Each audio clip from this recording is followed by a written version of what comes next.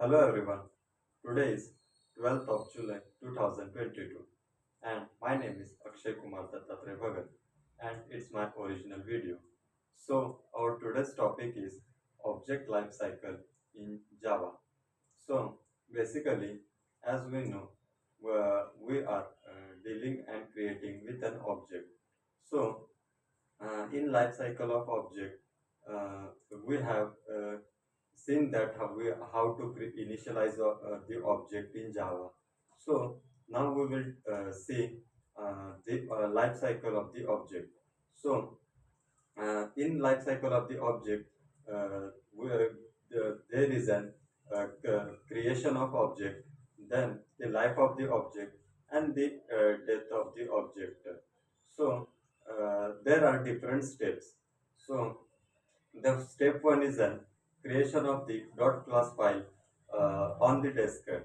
Then the step two is loading dot class into the memory.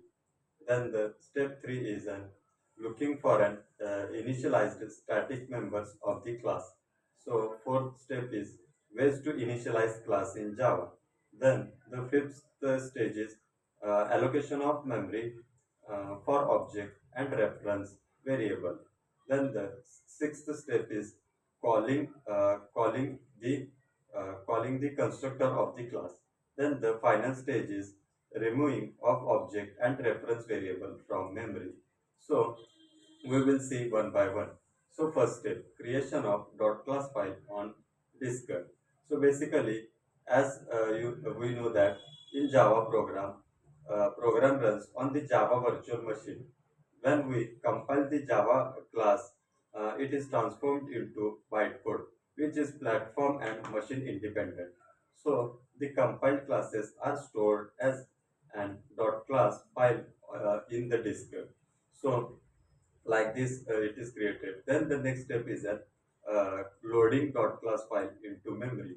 So basically after the dot class file creation, then the Java runtime finds out the class on the disk that is in the form of a dot class file, and Java class loader loads that class into memory, and then Java runtime reads it into the memory.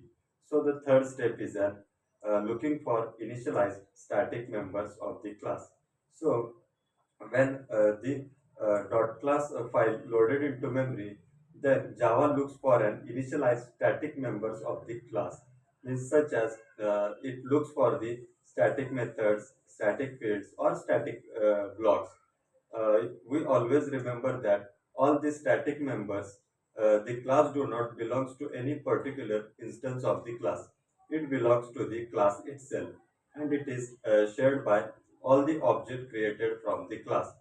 So the next step is an ways to initialize dot class in Java. So basically there are two ways to initialize.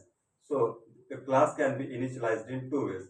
So first one, when we access static field and static method of the class, then it is initialized. Then the step 5, allocation of memory for object and reference variable. Then the sixth step is an calling of the constructor of the class. The constructor is called by the JVM. Next, the step 7 is then removing of object and reference variable from from memory. This was the all the life cycle of the object.